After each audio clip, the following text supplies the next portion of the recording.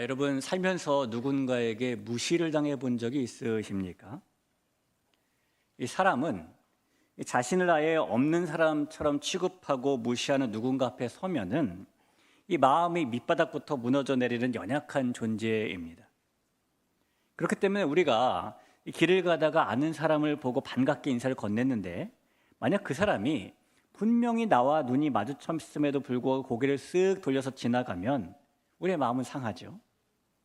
또 우리가 큰 맘 먹고 단톡방에다 정성스럽게 글을 올렸는데 아무도 답글을 달아주지도 않고 심지어 단 한 사람도 하트나 엄지척도 눌러주지 않으면 소위 그렇게 우리가 일십을 당하면 우리는 묘한 모욕감도 느끼게 됩니다. 그래서 이 심리학자들은 사람에게 가장 잔인한 형벌은 물리적인 폭력이 아니라 존재를 부정당하는 것, 즉 무시당하는 것이다 라고 말을 합니다. 그런 이유 때문에 이 뉴스에 나오는 불특정 다수를 상대로 하는 묻지마 폭행이라든가 살인행위 같은 것이 사회에서 무시당한 데 대한 분풀이로 벌어지기도 한다잖아요. 실제로 사람의 뇌라는 것은 너무나 신기하고 이상해서 누군가에게 무시를 당하면 몸에 상처가 생겼을 때와 똑같은 화학 반응을 일으킨다고도 해요. 그런 것만 봐도 무시당함은 타인의 존재 가치를 통째로 지워버리는 치명적인 폭력인 겁니다. 그런데 여러분, 사람은 과연 사람만 무시하고 살까? 그렇지 않습니다. 때로 사람은 하나님을 무시하기도 합니다. 아마 이 자리에 있는 우리도 그 모습에서 자유로울 수가 없는데요. 우리는 입술로 하나님께서 온 우주의 창조자이십니다, 내 생명의 주인이십니다, 내 삶의 가장 귀한 분이십니다 라고 고백하고 매주 예배의 자리에 나와서 거룩한 옷을 입고 찬송을 부르지만은 정작 예배를 마친 후에 이어지는 우리의 실제 삶 속에서 우리는 하나님을 무시하며 살 때가 많죠. 물론 우리가 하나님을 향해 주먹질을 하거나 하나님을 대적하며 대놓고 욕을 하는 것은 아니지만, 물론 우리가 세상의 불신자들처럼 신이 없다고 부정하는 것도 아니지만은 삶의 중요한 결정을 내릴 때, 인생의 진로를 결정하고 재정을 사용하고 자녀의 미래를 계획할 때, 그럴 때 우리는 하나님의 의견을 묻지 않은 경우가 많죠. 하나님의 말씀과 우리의 생각이 다르면 쓱 고개를 돌려서 못 본 척 지나가 버릴 때도 많고요. 우리 삶의 모든 순간에 하나님께서 살아계심에도 불구하고 마치 하나님께서 계시지 않는 것처럼 제멋대로 살아갈 때도 많습니다. 그리고 그 모습이 바로 피조물인 우리가 창조해 주신 하나님께 저지르는 잔인한 무시예요. 오늘 본문에 등장하는 아합과 이세벨의 모습이 바로 그런 모습입니다. 그들은 이 중심에 하나님을 향한 경외함이 없던 사람들이고요, 하나님을 삶의 변두리로 밀어내고 하나님의 말씀을 값싸게 취급하며 철저히 무시했던 사람들입니다. 오늘 이 저녁에 우리는 하나님을 무시했던 그들의 모습을 보면서 우리 삶의 중심을 한번 정직하게 들여다봤으면 좋겠어요.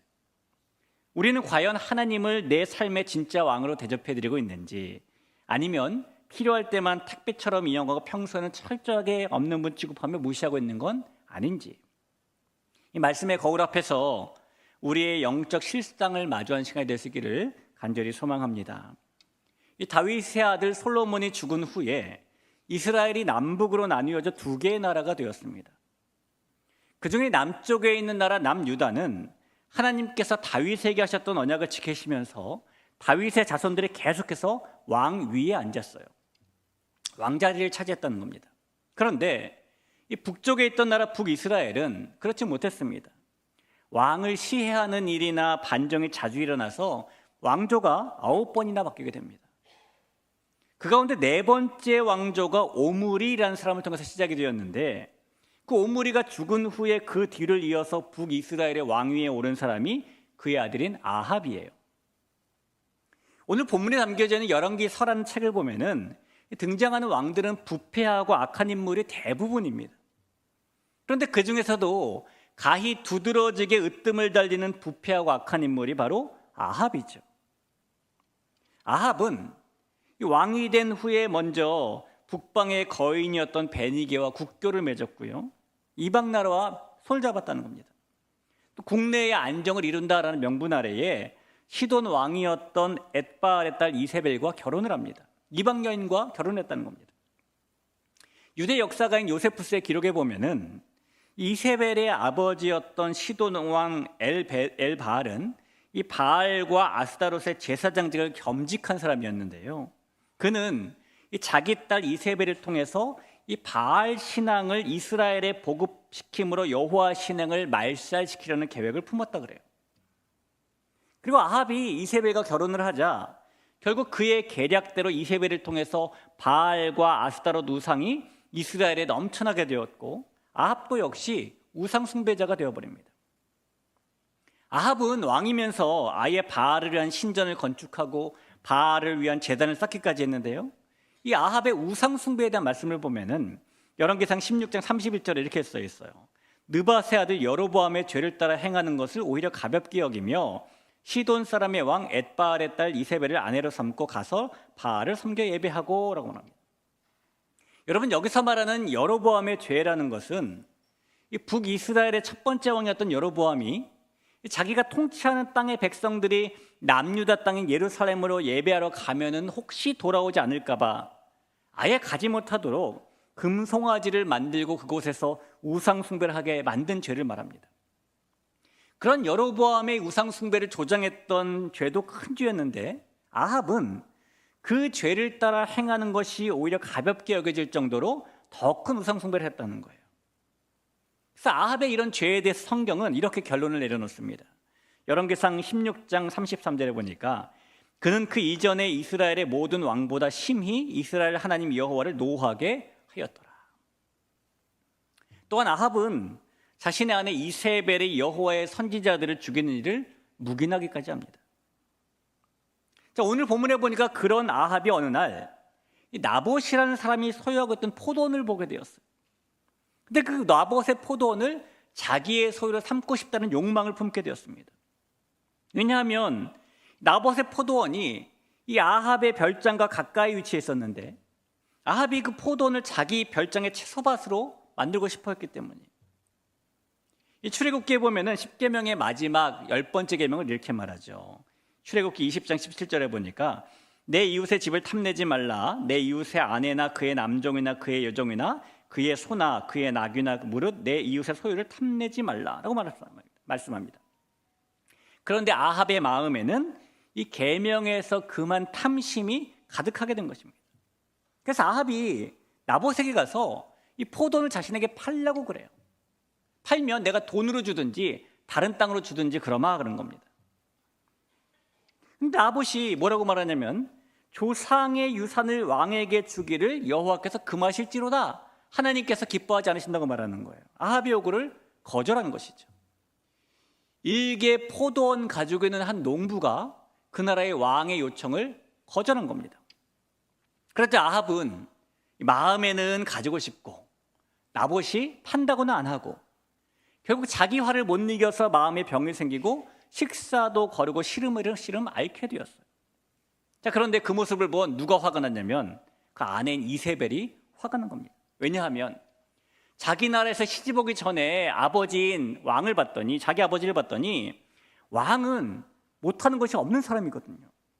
가지고 싶은 건 다 가지고 버리고 싶은 건 다 버리고 그렇게 자기 마음대로 모든 걸 살 수 있는 사람이 이세벨이 알고 있는 왕이라는 존재였거든요. 그런데 이 남편, 똑같은 왕인 남편 아합을 보니까 답답한 거예요. 아, 왕이 뭐 이래, 이런 마음이 들었겠죠. 뭐 이스라엘에는 모든 백성들과 왕 위에 계신 참된 왕 하나님께서 계시기 때문에 이 모든 백성들과 왕까지도 하나님의 뜻대로 따라야 되는 것인데 이세벨은 그런 사실을 무시합니다. 그리고 자신이 나서서 나봇의 포도원을 가져다 주겠다면서 나봇이 하나님과 왕을 저주했으니 그를 죽이라 라고 모략을 꾸몄고 결국 나봇이 그 모략에 빠져서 성난 사람들에게 돌에 맞아 죽게 되었어요. 그리고 그렇게 해서 이세벨은 남편 아합에게 나봇의 포도원을 가지게 해주죠. 그러니까 못된 여자죠. 또 그런 사실을 알면서 그 포도원을 감사합니다라고 받았던 아합도 못된 남자죠. 여러분, 이 본문의 말씀에 나오는 아합과 이세벨을 보면은 그들은 정말 악한 왕이었고 악한 왕비였어요. 그런데 이 그들의 악한 행위 중에서 가장 악한 것이 무엇이었을까요?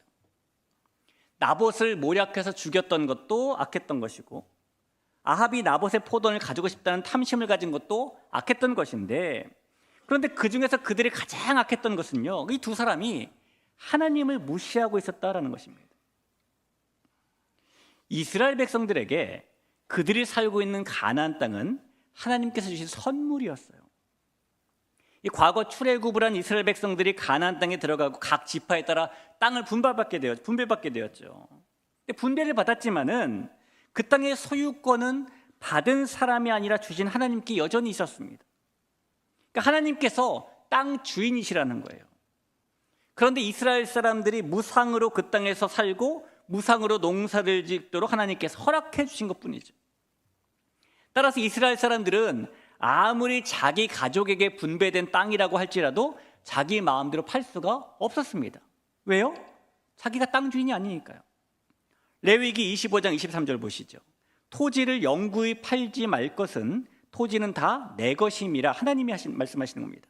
너희는 거류민이요 동거하는 자로서 나와 함께 있느니라. 여러분, 자기가 땅 주인도 아닌데 주인인 척 땅을 팔면 이게 어떻게 되는 것이죠? 사기죠. 은팔찌 차는 겁니다. 자, 그래서 그 어떤 땅도 팔지 못한다는 사실을 이스라엘 사람들이면 누구나 다 알고 있어요.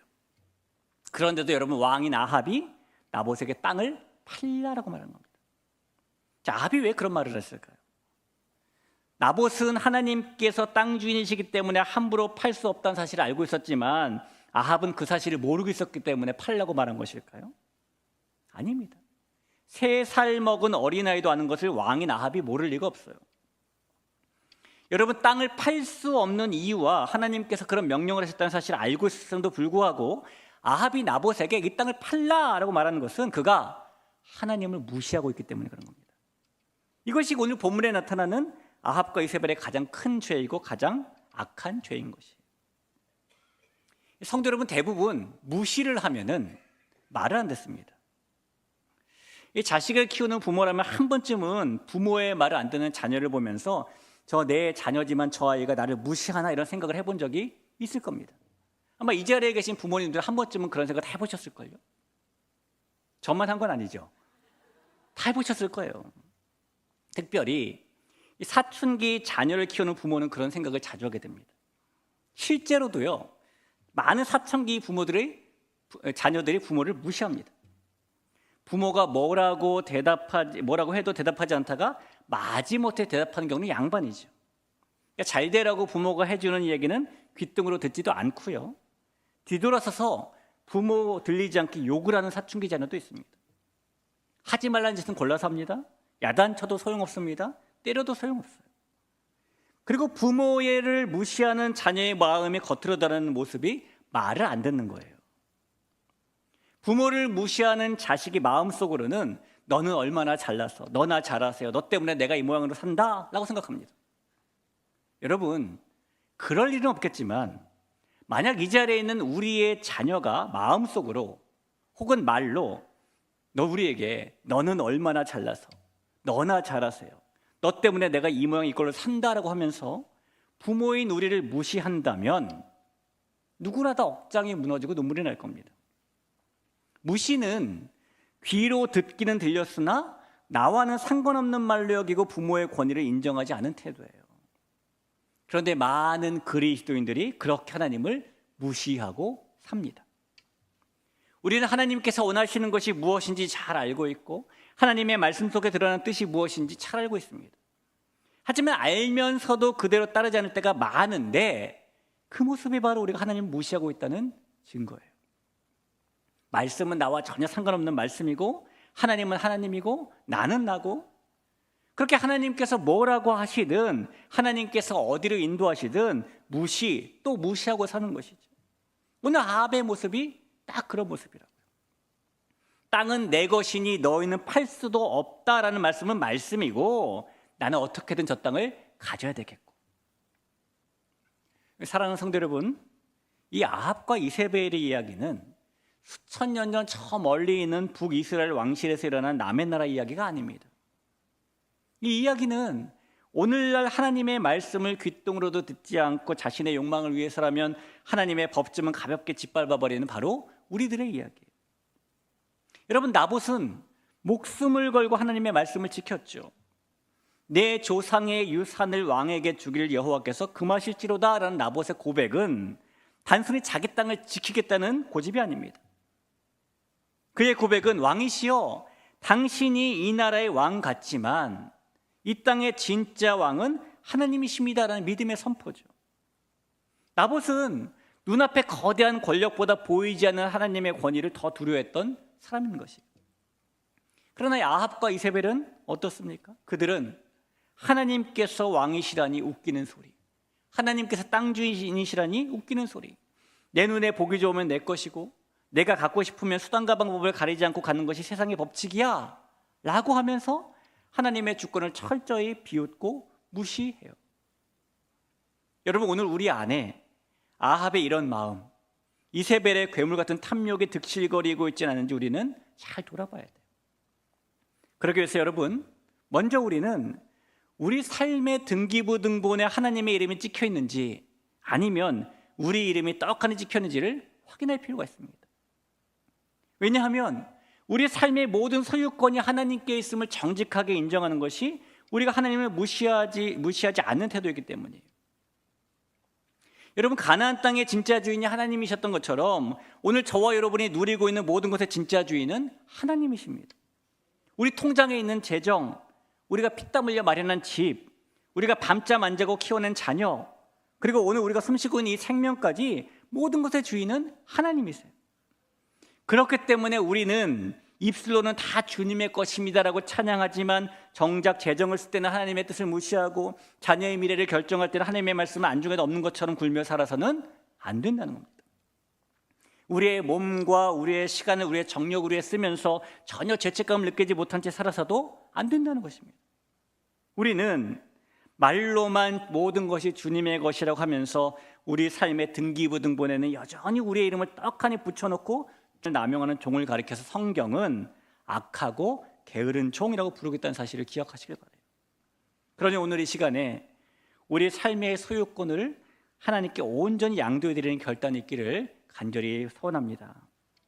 또한 여러분, 하나님을 무시하지 않기 위해서는요, 이 말씀의 울타리를 넘지 말아야 됩니다. 하나님을 무시하는 삶은 하나님께서 쳐놓으신 말씀의 울타리를 존중하는 거예요. 아합도 나봇도 토지를 영구히 팔지 말라는 레위기 말씀을 너무나 잘 알고 있었는데, 그러나 나봇에게 그 말씀은 반드시 지켜야 될 생명의 법이었고, 아합에게 그 말씀은 내 욕망을 방해하는 거추장스러운 잔소리에 불과했죠. 여러분, 오늘 이 자리에는 저와 여러분에게 하나님의 말씀은 어떤 무게감을 가지고 있을까요? 혹시 때로 성경의 말씀 앞에서 우리가 쓱 고개를 돌려버리진 않을까요? 성도 여러분, 하나님의 말씀을 우리의 상황과 기분에 맞춰 취사 선택하여 듣는 것 자체가 하나님을 무시하고 있다는 또 하나의 증거입니다. 말씀이 우리의 생각과 충돌할 때 우리의 생각을 꺾고 말씀 앞에 무릎을 꿇는 것, 그것이 하나님을 왕으로 진짜 주인으로 대접하는 진정한 경외함임을 기억하시길 간절히 부탁을 드립니다. 이 10계명의 세 번째 계명에 보면은 너는 내 하나님 여호와 이름을 망령되게 부르지 말라. 여호와는 그의 이름을 망령되게 부르는 자를 죄 없다 하지 아니하리라 라는 말씀이 있죠. 여러분, 하나님께서 원하시는 것이 무엇인지 알면서도 그대로 따르지 않는 것이 바로 하나님 여호와 이름을 망령되게 부르는 겁니다. 하나님의 말씀을 너무나 잘 알고 있으면서도 순종하지 않는 것이 바로 그런 거라는 거예요. 하나님을 무시하는 것이 여호와 하나님의 이름을 망령되게 부르는 겁니다. 오늘 우리는 이 아합의 일을 타산지석으로 삼아서 하나님을 무시하는, 하나님의 말씀을 무시하는 그런 태도가 우리에게 없는지 한번 돌아보길 소원하며, 하나님께서 말씀하시지만 귓등으로 듣지도 않고 있는지, 아니면 작은 말씀일지라도 말씀대로 살기 위해서 발버둥치며 순종의 사람을 살려고 하는지, 그렇게 하나님의 말씀을 무시하지 않고 하나님을 무시하지 않고 살아가는 사람이 우리가 되기를 마음속에 결단하며 하나님 앞에 나아가는 귀한 하나님의 백성 될 수 있기를 간절히 소원합니다.